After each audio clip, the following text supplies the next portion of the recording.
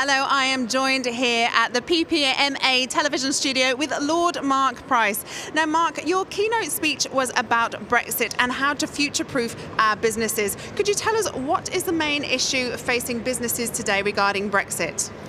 Well, I think a lot would say the main issue is they don't know what it's going to look like. They don't know what type of deal we're going to get yet, whether it's WTO terms, or whether it's Norway, or whether it's a Canada deal. But I would probably say to them that I'm less exercised about those things, and probably they should be, with the bigger issues that are facing business and society. Whatever Brexit we get, there's going to be, I think, increased competition. I think that what we're going to find is that tariff rate come down in the UK and abroad. Most news trade deals have got no tariffs in at all. The Canada trade deal with the EU is 98% tariff-free. Now, what that means is that goods coming into the UK will be less expensive, and as a consequence, that will put British businesses under more pressure. We've also got very low productivity comparatively in the UK.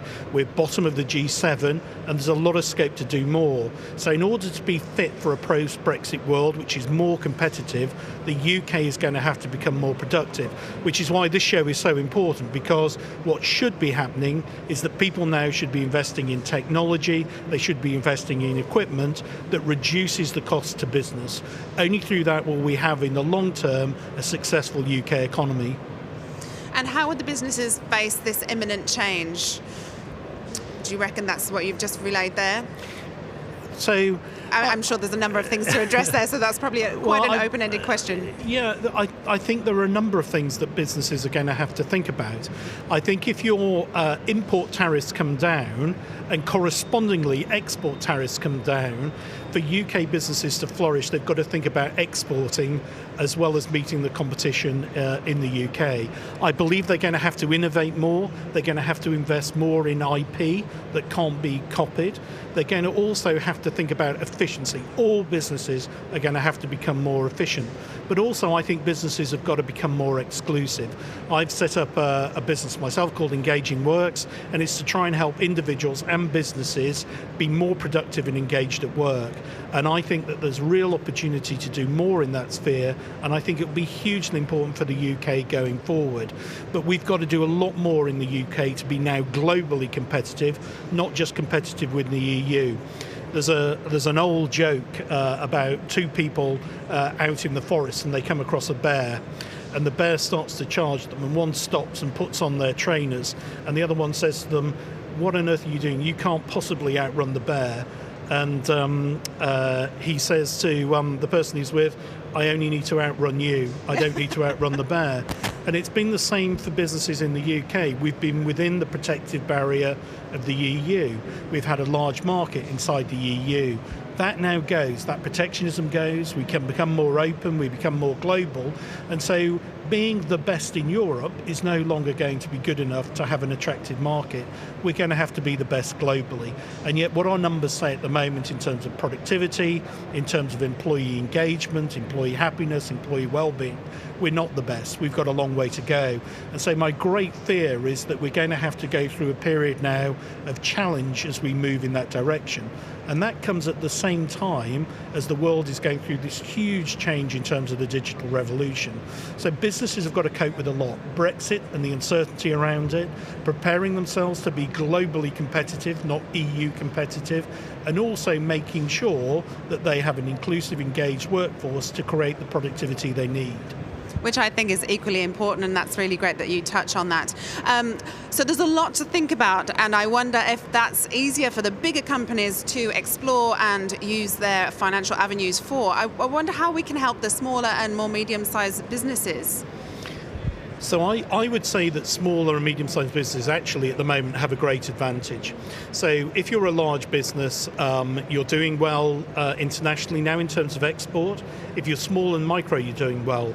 But typically in the UK, our medium-sized businesses are not as exporting as much as their contemporaries or counterparts in France or in Germany or elsewhere.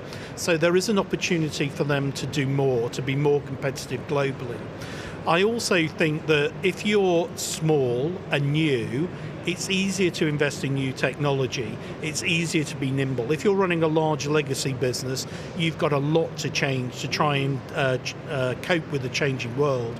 So I think there are real opportunities at the moment. We're underdeveloped in terms of medium-sized companies exporting. There's headroom. Smaller companies can be more nimble in terms of investing and changing more quickly to the new world. Okay.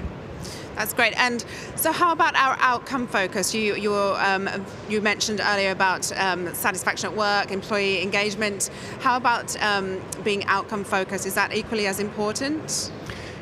Well, it is, but I spent 30 years of my working career in the John Lewis Partnership before I went to be the UK Minister of State for Trade and Investment.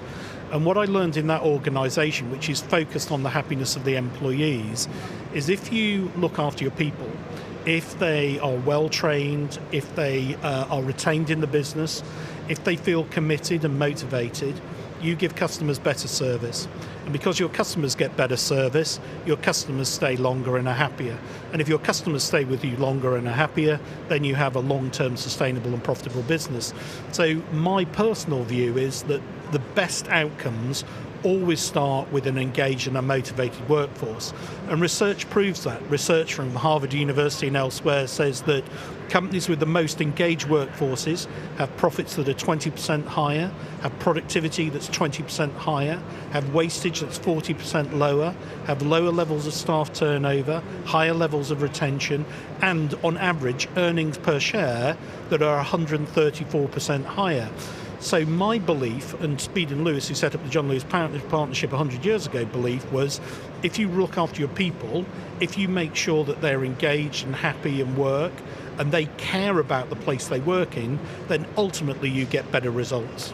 And if they can see that their employer cares about them, then they are going to be more loyal, you think, for the company and stick with them and build those relationships and keep growing that company for them and with them? Absolutely. It's the discretionary effort you get from somebody who goes into work in the morning and says, they really care for me here. There's a great quote from Theodore Roosevelt, former president of the United States, who said, nobody cares how much you know until they know how much you care.